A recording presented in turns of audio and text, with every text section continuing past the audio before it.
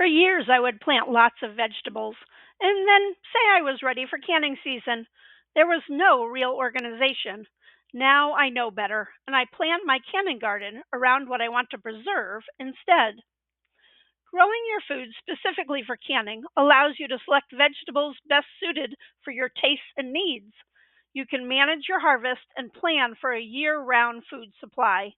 With a little preparation and care, you'll soon enjoy the satisfaction of a pantry stocked full of homegrown goodness. As a master gardener with experience in zones 5 and 6, I will recommend some varieties that have worked well for me and a couple example gardens. Hi, I'm Amy, and I love going through the full circle of gardening. There is also a website article for reference and more information.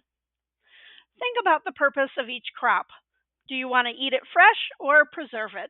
You may want to do both. I plan to put canning and fresh vegetables in separate areas of the garden. That helps when I'm planning for harvest times. You can even plan for specific recipes. Does your family love spaghetti dinners? Planting extra tomatoes is a great way to make your pasta sauce. Think about what meals you make frequently in the winter and what vegetables it would be nice to have in the pantry. Planning a canning garden is the ideal way to maximize your garden space and utilize your time. By preparing your garden ahead of time, you can be sure that you have what you need to feed everyone without any waste. Planning for canning is different than, for example, planting a salad garden. A salad garden uses succession planting to have a continuous supply of fresh greens. For a canning garden, you want to think in bulk so that you have a large amount to harvest at the same time. Make a list of what foods your family likes best. If this is your first time growing a garden for canning, start small and pick one or two crops that are your favorites. Canning is a lot of work, and you don't want to feel overwhelmed. If you are new to canning, check out your local extension office.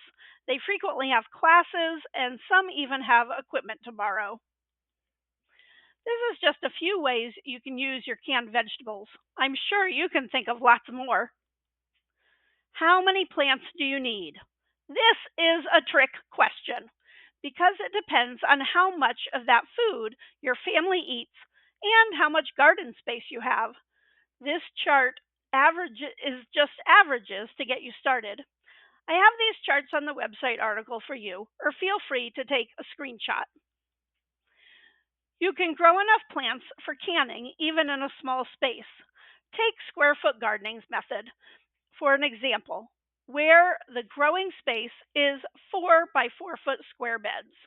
For instance, a 4 by 4 space can hold 64 green bean seeds. It can hold 64 green bean seeds if you plant them 4 beans per square.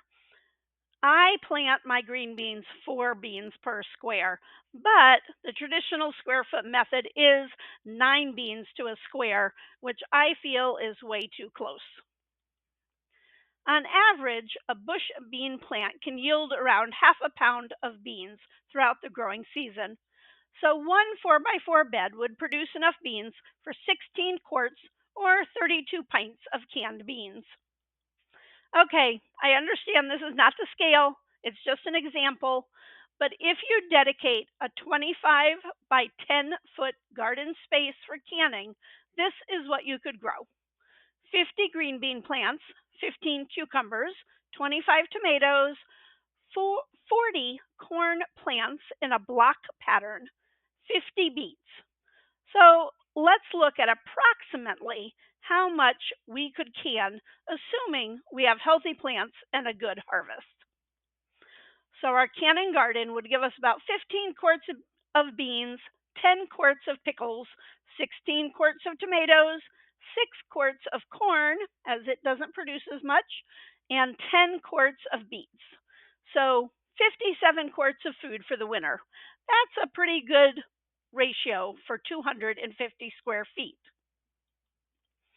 Canning subjects your vegetables to extreme heat and pressure, so it's important to choose varieties that are hardy, productive, and withstand that cooking process. Blue Lake is a great green bean for canning, and it is one of my personal favorites. It has that traditional bean taste that it doesn't lose during the canning process. And that's important because some vegetables do lose flavor or color during that canning process.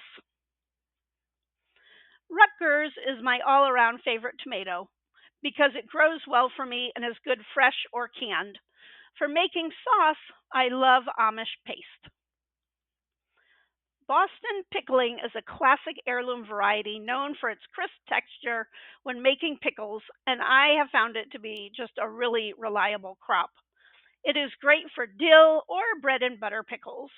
And if you have a small garden, the vines are very compact. I have more information on varieties in my canning article, and you can also check out my gardening books. Not a vegetable, but my favorite thing to can is strawberry rhubarb jam, something I started doing with my father when I was young.